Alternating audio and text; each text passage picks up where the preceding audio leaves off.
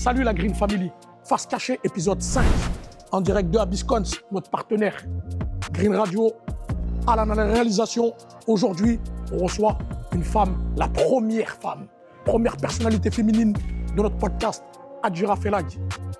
Femme de courage, femme d'honneur. On va vous parler de son combat. Allez, venez la famille. La Green Family, aujourd'hui, première invitée féminine. Comme je vous ai dit en introduction, on reçoit Adjira Felag, une femme de caractère courageuse qui est présidente d'une association, l'association Redouane, et elle va nous parler de son association. Adjira, bonjour. Merci d'être venue. Merci de ta présence. Première personnalité féminine de Face Cachée. Merci à toi de m'avoir invité. Il m'a menacé, non, je rigole, ça ne pas. Si, je l'ai menacé, ça a été compliqué. C'est toujours compliqué avec Adjira. Non, arrête, tu vas diffuser une mauvaise image de moi. Mais non, mais t'inquiète pas, après je ce que je suis vais dire. honorée de participer à cette émission grenobloise. Donc merci de me donner la parole encore aujourd'hui, malgré le temps qui passe. Le temps, il est passé depuis. Mais le temps, il passe, mais le combat continue, comme on dit. Exactement, le combat continue. Aujourd'hui, déjà, première des choses, j'aimerais que tu te présentes et j'aimerais que tu nous fasses la genèse de la création de ton association. J'ai créé donc l'association Redouane, Résilience, Éducation, Droit, à la suite du décès de mon petit frère Redouane. C'était une manière de lui rendre hommage, mais aussi travailler sur différentes questions, sur les violences actuelles, ce qui se passe à Grenoble, mais partout en fait ailleurs en France. Voilà, Redouane, c'est une des victimes, même si j'aime pas ce terme aujourd'hui qui a une connotation assez négative, mais il a perdu la vie pour rien. Donc voilà, il n'est pas le seul. La liste à Grenoble ou ailleurs, elle se rallonge. Donc dès son décès, en fait, je me suis mise à analyser le code pénal. J'ai rencontré toutes les familles de victimes sur Grenoble. Toutes les familles qui étaient passées avant moi par ce drame. Et du coup, je me suis dit, mais il va falloir mener des actions. Je n'avais pas la prétention au départ de créer une association. Sauf que quand je demandais à rencontrer certains élus, certains politiques, on me disait, mais vous êtes qui? Donc, être la sœur d'une victime, ce n'était pas suffisant. Donc, j'ai dû créer cette association. Mais au départ, ma volonté, c'était simplement de rendre justice à mon petit frère, parce qu'on m'avait dit que ça allait être perdu d'avance, au vu des personnes qui étaient passées avant moi. Donc, voilà pourquoi j'ai créé l'association. Et pour lui rendre hommage, parce qu'il avait seulement 23 ans.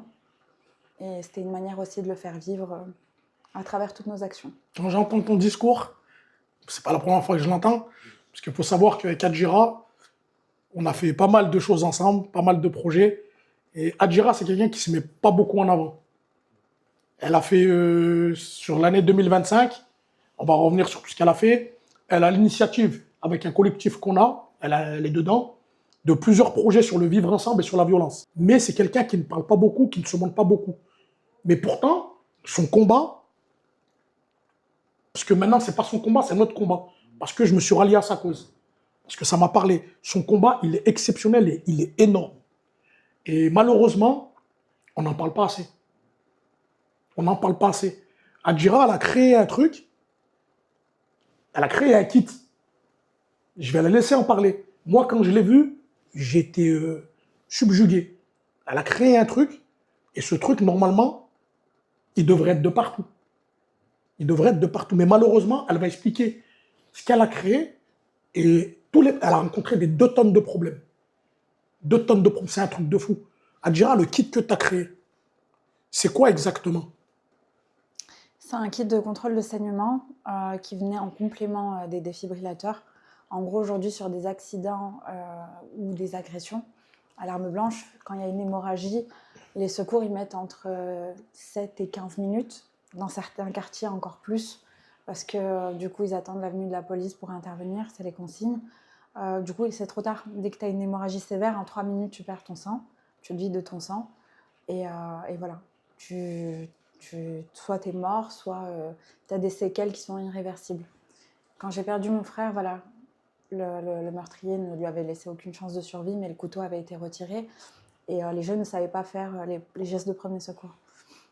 Donc je me suis dit, au-delà de la campagne de sensibilisation sur les violences et sur tout le combat qu'on mène juridiquement parlant, parce qu'on a fait pas mal de choses aussi sur l'aspect juridique, sur l'accompagnement des familles victimes, pour moi, l'ultime étape, c'était de former le maximum de personnes aux gestes de premier secours Parce que ça n'arrive pas ça arrive pas qu'aux autres. Aujourd'hui, on peut tous être confrontés à ça, à ces agressions qui sont de plus en plus importantes, mais aussi à des accidents, on le voit sur les trottinettes ou d'autres accidents. Et du coup, en fait, il y a plus d'accidents ou d'agressions, enfin, de situations hémorragiques que d'arrêt cardiaque. C'est les chiffres, hein.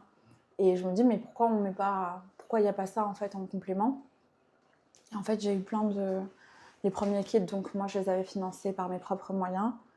Moi, je suis de confession musulmane, donc c'était une aumône, c'était une manière aussi de rendre hommage à mon frère. Et comme on dit, celui qui sauve une vie sauve l'humanité. C'était ma manière de participer, voilà, de me dire que je n'ai pas la prétention de me dire qu'on va sauver le monde, hein, mais si on change une trajectoire, s'il y a quelqu'un qui a la possibilité de rentrer chez lui, c'était ça de gagner en fait pour moi.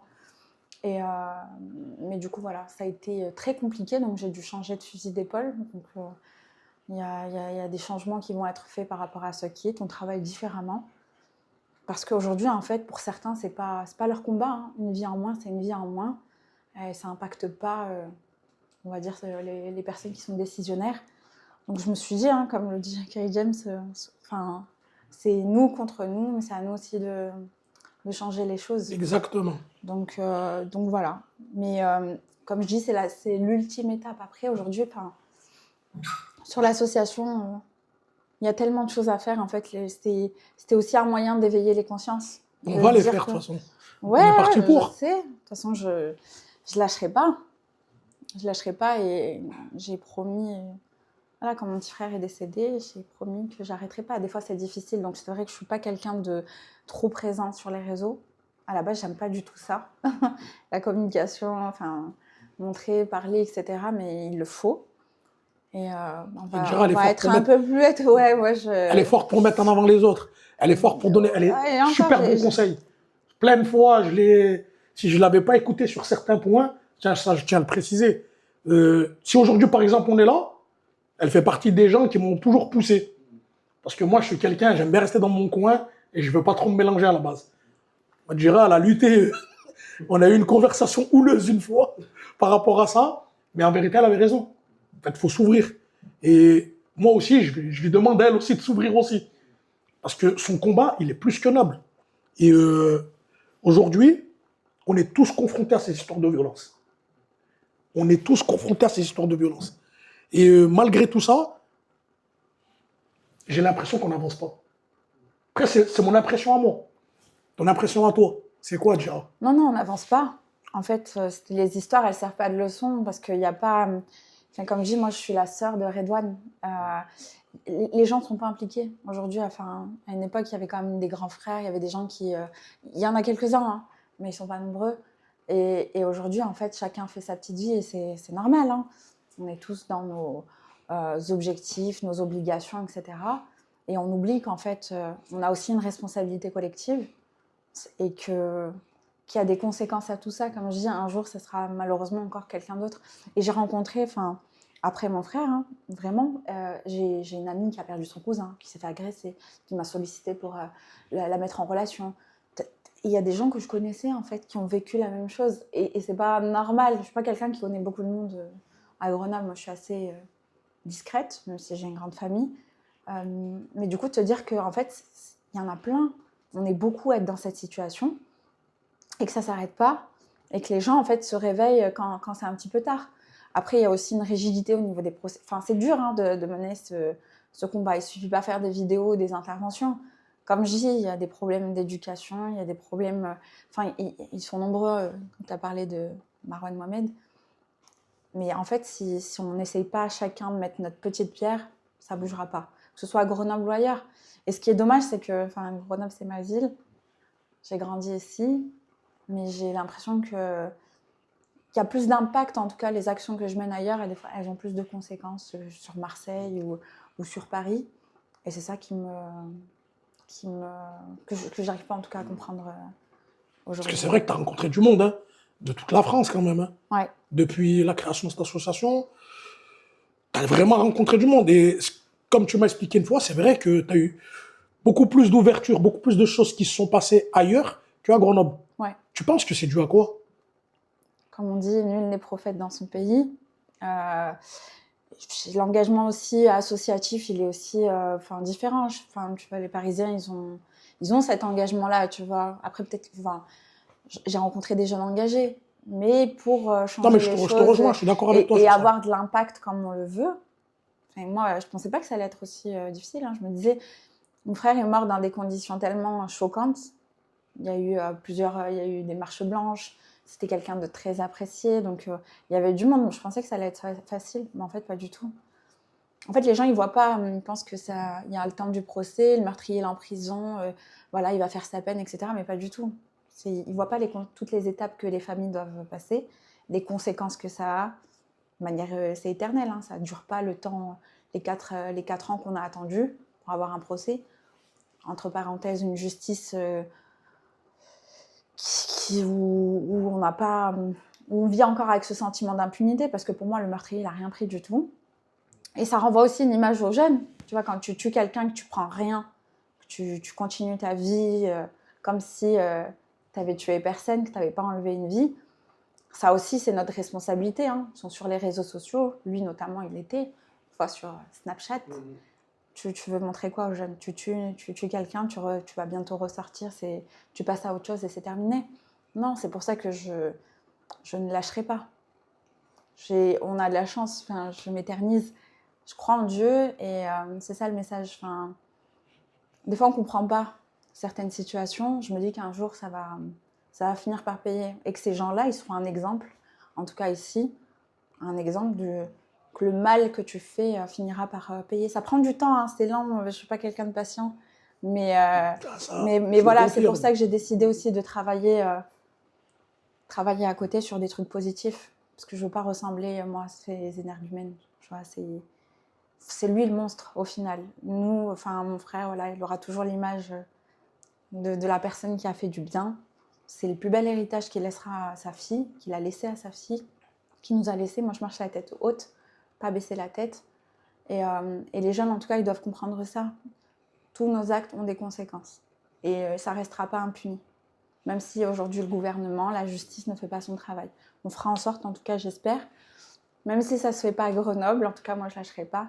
Ça finira par se faire. Adjira, question délicate. Tu réponds si tu veux. Si tu ne veux pas répondre, tu ne réponds pas. Comment tu as appris la mort de ton petit frère? On m'avait appelé. On m'a appelé pour me dire, on m'a pas dit tout de suite qu'il s'est fait agresser. En plus, c'est quelque chose qui jamais m'aurait traversé l'esprit. Redouane, c'était quelqu'un de super calme. C'était quelqu'un qui rigolait tout le temps. Impossible qu'il m'embrouille avec lui. On m'a dit simplement qu'il était tombé. Donc je suis arrivée. Et là, j'ai vu ma mère en pleurs, mon père, parce que mon père qui était tombé, tu sais, on a un parc au Floralie, il courait pour voir ce que mon frère avait. Il était plein de sang. Et mon frère, voilà, avec des pompiers, en train de lui faire les gestes de premier secours. Et en fait, je ne comprenais pas. Je croyais que c'était un malaise au départ. Après, tu vois, il y avait tout le sang à côté. Et c'est là qu'on m'a expliqué qu'il s'était pris plusieurs coups de couteau. Et voilà. Le meurtrier a essayé de fuir au départ, parce qu'il ne s'est pas rendu tout de suite. Hein.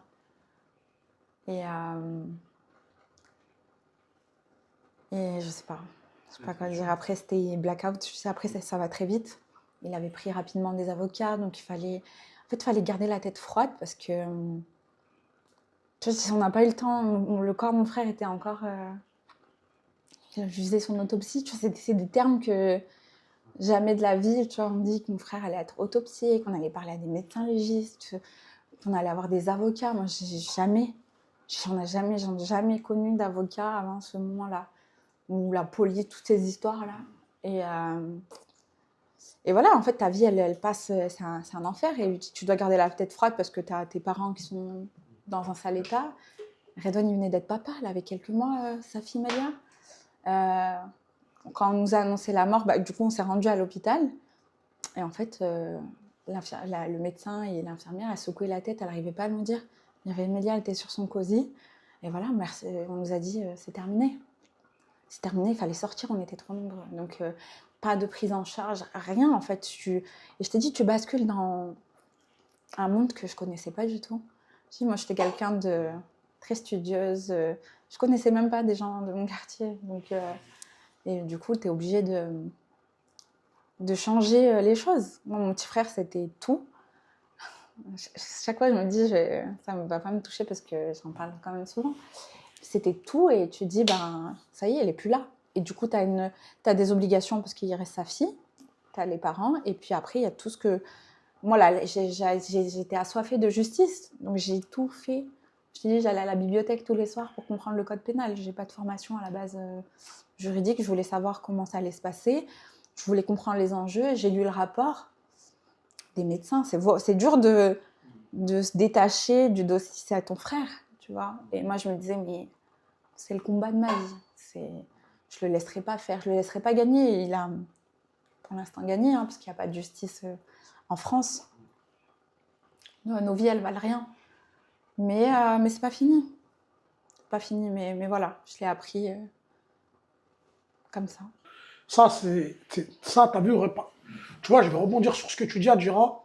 C'est que c'est normal qu'après, tu aies eu un blackout. Parce que j'ai toujours dit, t'as vu, je pèse mes mots, personne ne mérite de mourir. T'as vu, la mort, c'est quelque chose, c'est l'extrême. Tu vois, je pense que en tant qu'humains, nous, on n'a pas enlevé la vie aux gens.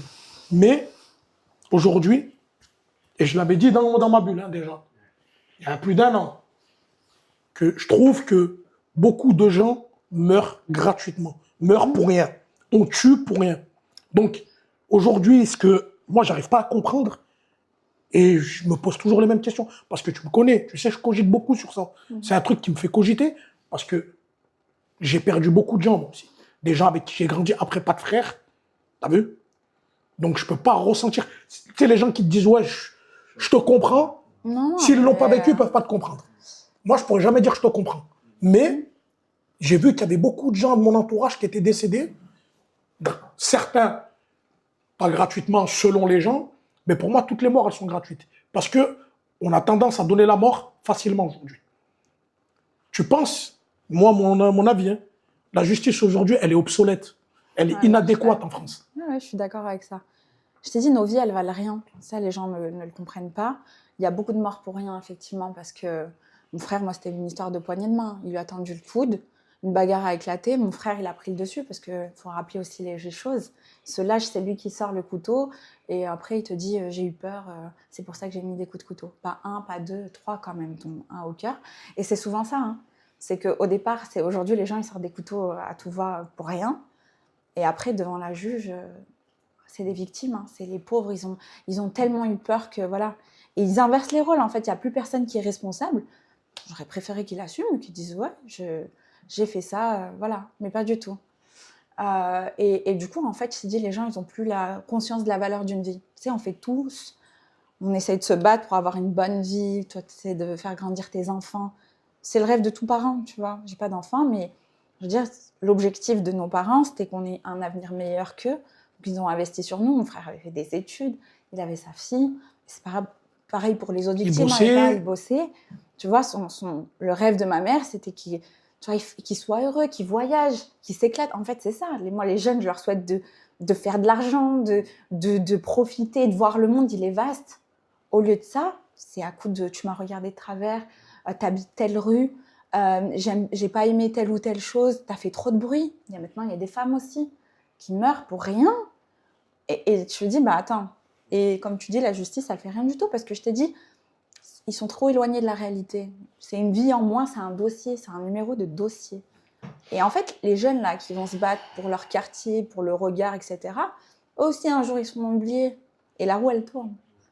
Au lieu d'être bon dans le, tu vois, et de s'éclater dans les bonnes choses, tu vois. Il y en a, ils ont du talent, comme je dis, nos cités, nos quartiers, ils ont du talent. Il y a des gens, ils arrivent à faire des affaires avec le peu de moyens, etc. S'ils pouvaient se donner les moyens, en tout cas, de réussir dans les vraies choses, peu importe, tu vois. On ne demande pas de faire des études, juste de s'éclater et de générer du bien. Au lieu de ça, non. Regarde, qu'est-ce qui a évolué dans tous les quartiers voilà. Pendant les élections, là, tout le monde va te dire « oui, on va faire ça pour vous, etc. » Comme si nous, on méritait que les miettes. Et c'est ça, toutes ces générations en France pour ça, pour finir comme ça, avoir les miettes. Non. Comment te dire, les choses pour moi n'avancent pas parce que les gens ils sont pas conscients. Et comme tu as dit, on passe rapidement à autre chose, tu vois, c'est une vie, c'est le fils d'un tel, ah ouais, c'est triste, on va faire une petite prière pour lui et c'est terminé. Mais il y a plus que ça. Tu vois, je dis, les gens ils voient pas la détresse des familles, c'est pas parce que les gens sont dignes, qu'ils ne disent rien, qu'ils souffrent pas. J'ai vu des mamans se noyer même dans la drogue, dans l'alcool, alors que c'est des mamans. Comment on peut comment on peut arracher le cœur d'une mère en fait, ou d'un père, parce que les papas aussi, on les oublie, sont dans le silence. Et ça va trop loin, pour rien. Donc voilà, moi je t'ai dit, mon objectif aujourd'hui, c'est que les gens, voilà, que ce discours il puisse faire un petit chemin dans la tête de certaines personnes, se dire qu'ils ne gagnent rien. Il n'y a rien de glorieux de dire qu'on allait en prison. Hein. Aujourd'hui, il y en a qui pensent que c'est un blason. C'est pas du tout un blason. Non, mais il y en a. Oui, il y en a qui pensent ça. Voilà. Mais... Et il y a des gens, hein, ils n'ont rien à faire en prison. Tu sais, les trucs d'escroquerie, ils libéraient pas mal de places. Enfin, les gens, ils deviennent encore plus violents. Il y a des gens qui ne méritent pas du tout d'aller en prison pour des actes mineurs et sur des trucs de vie, quand tu enlèves une vie. Tu vois, c'est eux qui devraient prendre perpète, c'est pas les familles, tu vois, parce que je t'ai dit, les gens aussi te disent, c'est bon, ça fait quelques années, il faut que tu fasses ta vie, mais on me tient ce discours, passe à autre chose. Mais les gens, ils sont malades. J'avais un petit frère. Et je dis, je souhaite à personne de ressentir cette douleur. J'ai jamais été impuissante comme ça, tu vois, t'es impuissant face à la maladie, face à la mort comme ça, parce que tu décides pas. Moi, je suis quelqu'un, tu vois, je t'ai dit, je travaille dur pour tout. Quand je veux quelque chose, souvent, je l'obtiens, mais là, tu maîtrises rien. Et les gens, tellement qu'ils n'ont plus de cœur, tu vois, ils te disent, mais c'est bon, il est mort, prie pour lui, tu le rejoindras un jour, bien sûr. Mais en attendant, fera en sorte que déjà son nom ne soit pas oublié et que toutes les autres victimes, parce que je ne parle pas qu'au nom de mon petit frère, parce que c'est pas juste. Il y a des anonymes alors qu'ils ont une vie derrière, ils ont une famille derrière, que ces gens-là aussi ne soient pas oubliés et qu'il y ait une justice, en tout cas ici, pour eux. Et après, comme je dis, le reste, entre les mains de Dieu. J'ai fait des pieds et des mains. J'aime bien dire que j'ai fait des pieds et des mains. Ouais, genre. J'aime bien. Non, mais moi, à chaque fois qu'elle en parle, parce que moi, je connais l'histoire, on en parle, on en reparle. Et vu qu'on fait pas mal de choses ensemble, on en parle souvent. Et chaque fois, je suis touché de fou quand elle m'en parle. Parce que demain, ça peut être moi. Demain, ça peut être moi, ça peut être elle, ça peut être toi, ça peut être toi. Ça peut tous nous arriver. C'est ce que je te disais une fois. Je te dis, on en revient là-dessus. Tu vois, c'est un truc de fou. On revient sur ce que je disais dans ma bulle. Ça peut tous nous toucher. Ça peut tous nous... Et il n'y a pas beaucoup de gens qui se battent justement pour cette cause. Elle s'est servie d'un deuil pour rebondir sur essayer de faire quelque chose de positif. Les 3/4 des gens, ils font l'inverse. Ils s'effondrent. Elle s'est relevée, elle s'est battue, elle continue à se battre et elle se heurte à plein de murs. Moi, j'ai entendu, elle minimise, mais moi, j'ai vu des dingueries. Les gens qui promettent des trucs qui ne tiennent pas leurs promesses. Et je te parle de gens très haut placés.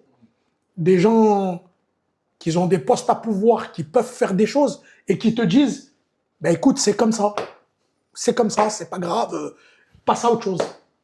T'es d'accord avec moi? Ouais. Mais après, Abou, comme je te dis, c'est facile de faire les mauvaises choses. Moi, je voulais surtout montrer aussi que le tuer, ça, tu prends... Enfin, c'est peut-être à ne pas dire, mais c'est payer un contrat aujourd'hui. Tu vois, il y a des petites 14 ans, s'ils veulent t'arracher la vie, c'est facile d'enlever une vie, c'est facile d'aller vers le mal. Hein. Le plus difficile, c'est de rester sur le chemin.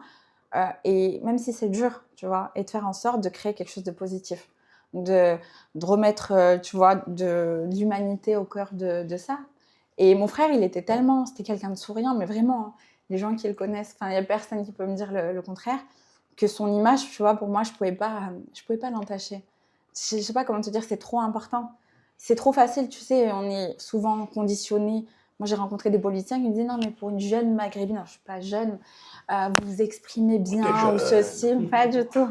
Mais ce que je veux dire, c'est qu'on a toujours cette image, tu vois, quand on vient des quartiers, que négative, tu vas brûler, tu vas faire des conséquences négatives.